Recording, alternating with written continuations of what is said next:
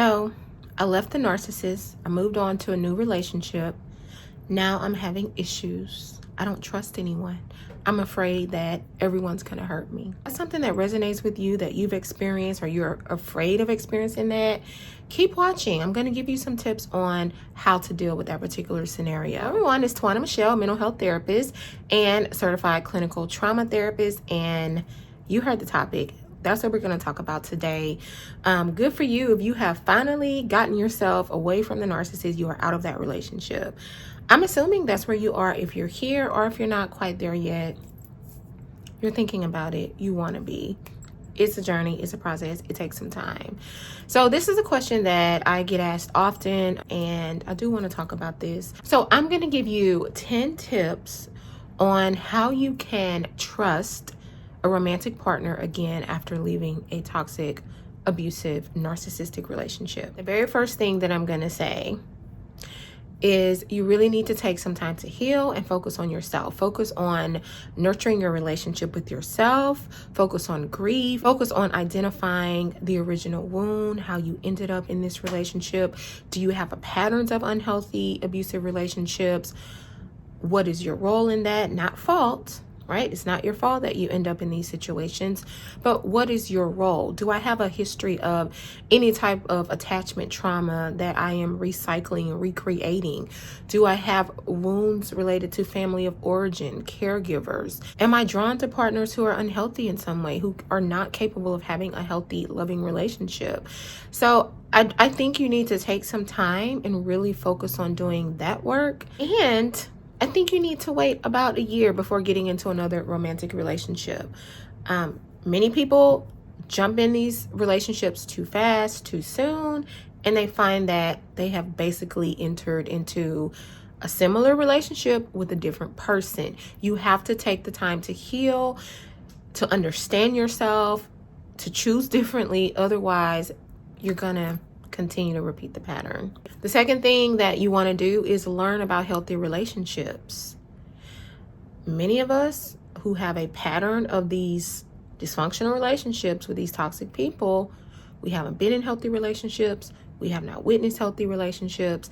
I know there are exceptions. Sometimes when I make these videos, people are like, well, that's not true. That doesn't apply to me. That's great. Everything isn't going to apply to everyone, and there are always exceptions. But I will tell you from my professional experience, my personal anecdotal experience as well, people who find themselves, I'm not going to say in one relationship that is, toxic, unhealthy, dysfunctional.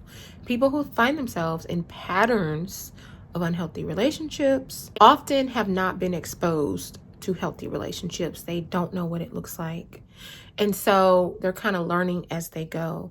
So you need to take some time to do that before you get into a relationship. So how are you going to know if you haven't seen a healthy relationship, right? How are you going to know if something is, for lack of a better word, normal, right? Is this supposed to happen in a relationship? Or should I be cautious? Should I be suspicious of this? We talk a lot about red flags, people overlooking red flags, but the reality is sometimes we just don't see them because red flags don't look red to us. If these dysfunctional relationships have been normalized, it ain't a red flag. It's normal, right? That's what we're used to. So you really need to take some time to look at your understanding of relationships, what you're used to, what you've seen, what is familiar to you. Because we are likely to repeat what's familiar and go back to it. Why? Because it's familiar. It feels comfortable. Straying away from what we're accustomed to feels very uncomfortable. And we are naturally, as people, resistant to doing that. So you need to learn about healthy relationships, not only just healthy relationships in general. What do you want your relationship to look like? How do you want to be treated? How do you want to not be treated? You may not know, but you may have some idea. And at the very least, you know what you don't want. You could also start there. So before jumping into a new relationship romantically, learn about successful, healthy relationships, know what you want, and, don't move forward until then. The third thing that could be helpful after you leave that narcissistic relationship is to cultivate safe connections non-romantically. Healing from interpersonal trauma requires safe connections. Where the trauma occurs is where the trauma needs to be healed. And I don't mean that literally. I don't mean because the narcissist hurt you, that same narcissist is going to heal you. No, that's what created the trauma bond. That's what reinforced our staying with these people and looking for them to rescue us. That's not what I'm talking about. I'm saying the poison is the cure, right? So if the trauma happened in relationships, then a big part of its resolution is going to be in relationships. When we get into relationships, we recreate the trauma, and that's a trauma response, recreating the trauma. And so we find ourselves playing it out over and over and over, and that's how we end up unconsciously picking the same people. It's almost like our brain basically trying to process that trauma and heal, but the reality is you can't in that way. With relationships, it's the person who hurt us. So we don't want to go back to that person, but we want to find safety with a person. We want to find safety in connection. We want to change our belief system, and we want to learn that attachment, connection is safe with safe people. So I really do think it's important to cultivate that in friendships or family relationships if you can. If you don't have it there, go to a support group. Find some type of special interest group. Make connections with other people that are not romantic. Because even though those relationships are different, the platonic and the romantic relationships, we still learn to be vulnerable with people. We still learn that people are safe. Relationships are safe. And we have some idea or general belief that perhaps we can actually have that in a romantic relationship as well, because we are open to the possibility. One of the reasons we tend to recreate these patterns is that we don't believe it's available, right? If I had horrible relationships my whole life, people have mistreated me, abused me, haven't been there for me emotionally, like, how am I going to know that exists? And interestingly, if we've had romantic relationships like that, often we've also had platonic friendships like that. So start there. That's what I would recommend. The fourth thing that you want to do to avoid trust issues after leaving the narcissist. Oh, this is so big, y'all. So big. I should have put it like at the top of the list. You have to choose differently. And you know what that means? You have to choose people that are not your type. You have a type. Your type is not good for you. Your type is emotionally unavailable. Your type is disrespectful to you. Your type is abusive. Your type is not capable of having a healthy relationship. Your type has an avoidant attachment style. Your type has untreated addiction or mental illness. I can go on and on. We have a type because remember what I said about unconsciously, we are trying to recreate this dynamic, because by recreating this dynamic, one, we choose what's familiar, and two, we create a do-over in an attempt to heal, in an attempt to process and resolve past painful experiences. And it's not a conscious process. And I've told so many people that it's a struggle, right? It's a struggle for anyone who's tried that. And the main complaint I hear is that I don't feel the chemistry. You don't want to feel chemistry. Chemistry has been romanticized to be this great, glorious sign of instant connection and attraction. Chemistry is really your trauma being drawn to their trauma. Chemistry is really you being electromagnetically drawn to that person because you've been there before. You've been with him before. He just had a different name, or she just had a different name. Chemistry is a ping of familiarity that comes from an unhealed place. You don't want chemistry. Again, some of you may disagree. That's fine. Real, healthy, secure attachments grow with time and with effort. It doesn't happen instantaneously. You know what's funny? I watched that YouTube show Pop the Balloon. I don't know if y'all watch that, but it's so funny to me, especially when these people, they'll pop their balloon as soon as someone comes out. And they're like, oh, I didn't feel anything instantly. I didn't feel an instant connection. I didn't feel anything, when I looked at you. I get attraction, right? You're either attracted to someone or you're not physically. That's different, right? I can want to be physically attracted to someone without having to feel that intense feeling of what we call chemistry. So now we're going to move into what happens when you get into the relationship, right? So now you've at the point where you've chosen someone different. They're not like your ex. They're different. They seem stable, healthy, kind. You like how they treat you. Guess what? That starts to feel uncomfortable. Remember what I said about learning what healthy relationships are like? Even when we learn what it's like, when we experience it, it feels uncomfortable. Remember what I said about familiarity? We like what's familiar. So a couple of things are going to happen. One, that's going to start to feel uncomfortable, and you're going to get suspicious. I don't trust it. What do they want from me? I don't understand this. That is okay. That is to be expected. The important thing is to be mindful and to be aware of that, because that basically means your past trauma is getting activated.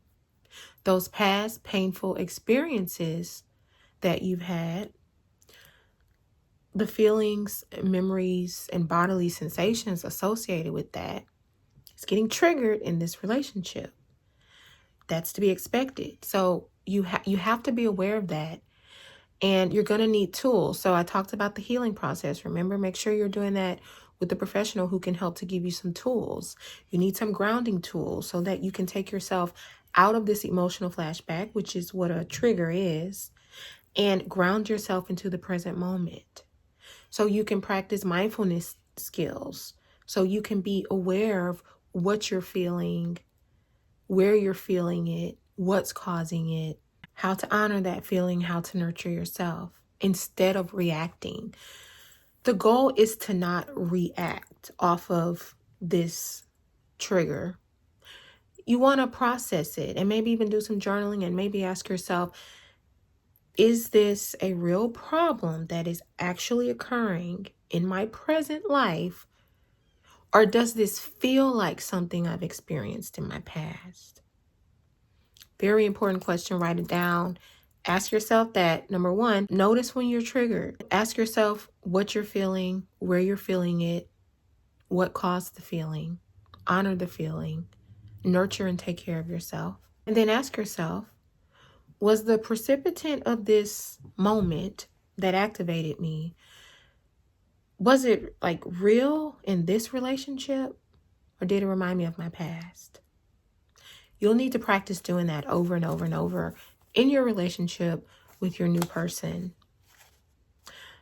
because you're going to be triggered, especially in the beginning. The next thing that you want to do, I think I'm on number 7 here, is you want to openly communicate with your partner. You want to let them know about your past experiences, that sometimes you still struggle with it, that sometimes it gets activated, that you've worked on it, you're still working on it. But you want them to know, right? And if you feel like you can't tell them, then that means you're still struggling with vulnerability. You're still struggling with authenticity. And so if that's the case, you want to take a step back and do some more work on yourself, because you want to be able to communicate with your partner, because that's what they are, right? They're your partner. Or if this is a healthy, safe connection, they should be your partner. Y'all are a team. They should be willing to listen, to support you emotionally in whatever way they can, whatever way they have the capacity to. They should understand that when your trauma is triggered, it's not personal. Definitely communicate your experience, your feelings with your partner, and hopefully they can validate you and try and understand. And the 8th thing that you want to do to begin trusting again in a relationship, you want to be aware of your defense mechanisms and your safety and survival behaviors. Know what your attachment style is.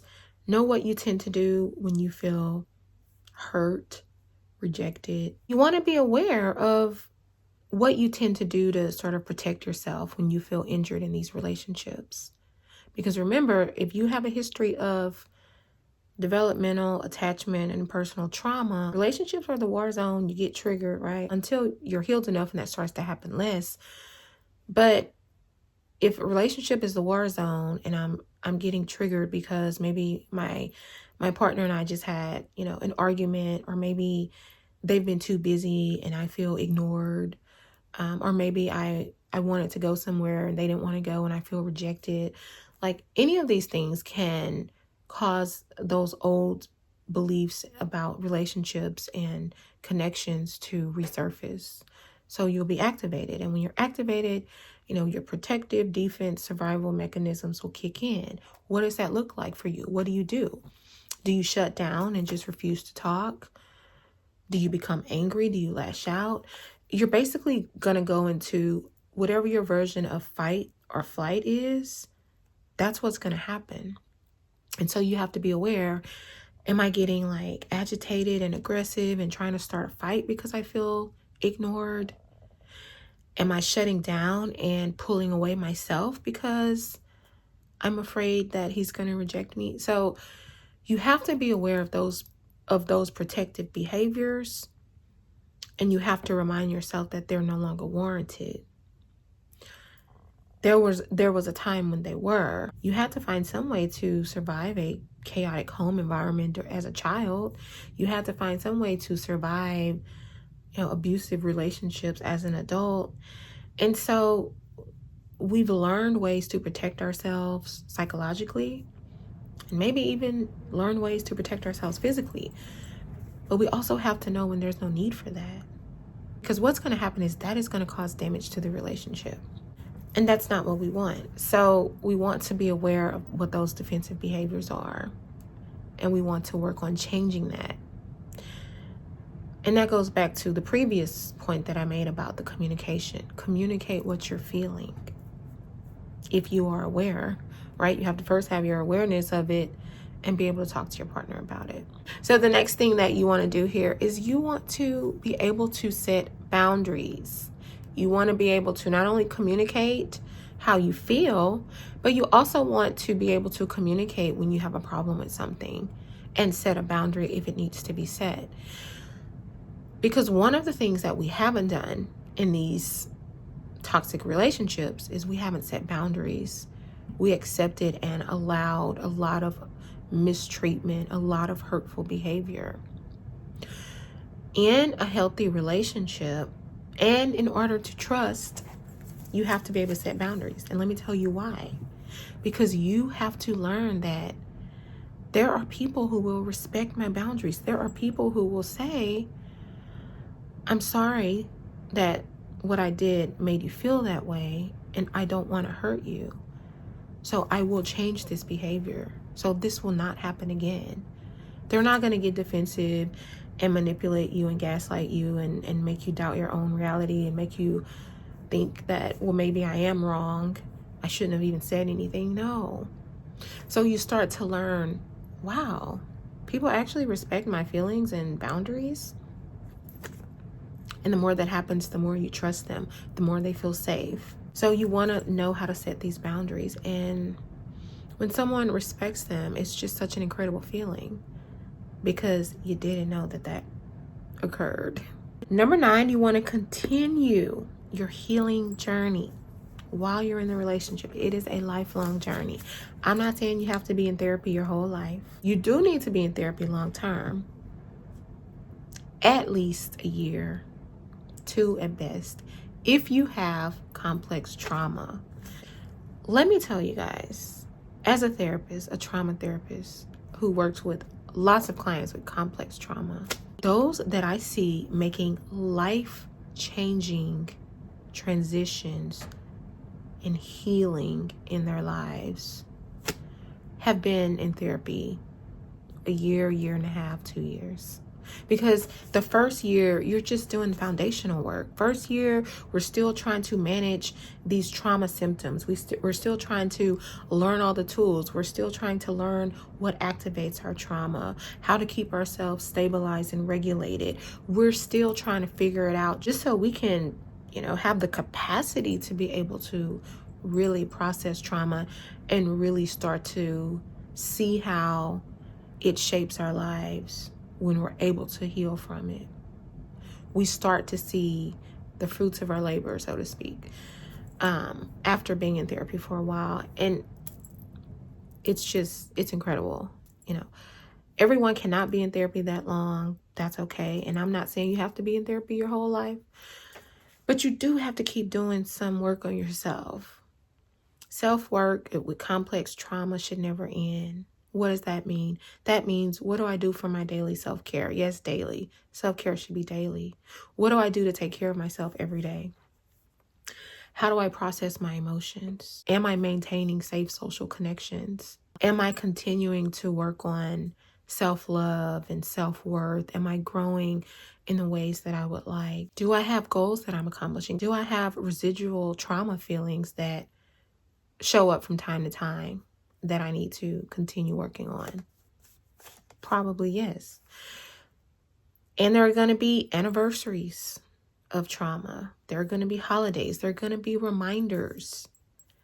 You have to keep taking care of yourself. You know why? Because what we've learned to do, remember I talked about those defensive survival behaviors? One of the main things we've learned to do is to abandon ourselves and to shrink ourselves. Because if I shrink myself and I abandon myself, I don't have to feel as much. I can be disconnected from what's happening to me or around me. But after a while, that self-abandonment starts to turn into depression. It starts to turn into severe dissociation. It starts to turn into physical ailments. Because not only am I abandoning myself emotionally and mentally, but I'm probably also abandoning myself physically. So you have to keep yourself the priority. I know that may sound selfish to some of you because it probably goes against everything that you've learned. But you have to. Because in these abusive relationships, it was the opposite. Because you were hurt by the people who were supposed to love you and it felt intolerable. You had to check out. You had to disconnect, detach from yourself. Now, we're going to do the opposite. We're going to live authentically. We're going to do what we like, what we enjoy. We're going to show up for ourselves no matter what. And I think that brings me to number 10. Main reason why you have to keep doing all this work on yourself and showing up for yourself is because you have to be okay with being alone and walking away. This is what it's all about. This is why we stay in these unhealthy relationships. This is why we abandon ourselves. This is why we people please. This is why we don't set boundaries. We're afraid of loss. When we are afraid to lose people, we will accept things that we don't deserve to accept. We will accept mistreatment when we don't deserve it. We will accept abuse when we don't deserve it. We will accept bare minimum when we don't deserve it. Because we're so afraid of losing the person, being alone. If you take that mindset into even the healthiest of relationships, you're not going to be happy. Because at the very least, even if this person is treating you well, you're going to be so desperate to hold on to them that you're going to likely shrink yourself, put them on a pedestal, prioritize them, try and focus on their happiness, their needs. And that fear of losing them is going to show up as well and cause anxiety and cause distrust. And it's going to lead to conflict and tension. And you know what happens when we're afraid to let go of someone and we bring that type of energy into a relationship? It actually pushes them away. No one wants to be your lifeline, and no one should be. It has to be you. So that's why you want to keep doing the work. And that's the main way You know, all of these are helpful. And you really have to do all of the above to get to number 10. But you have to be okay with being with yourself, with being alone. I'm not saying you have to want it or like it. You have to be okay with it. Because if I'm okay with me, I'm not choosing someone out of desperation. I like it. I like romantic relationship. I like companionship. I want my partner to love me. I want to be seen. I want to be treated with kindness. But not at the expense of sacrificing myself. Those days are long gone and will never come back. Well, knock on wood. As long as I keep doing the work on myself, I think I'm good. But listen, you have to be okay with you. And so I'm going to leave you with that. Thank you all for watching. If you haven't subscribed to my channel, go ahead. I'd love to have you be a part of this community. And stay tuned for more videos. I'm going to be putting them out more regularly now. Take care. Thanks for watching. Bye.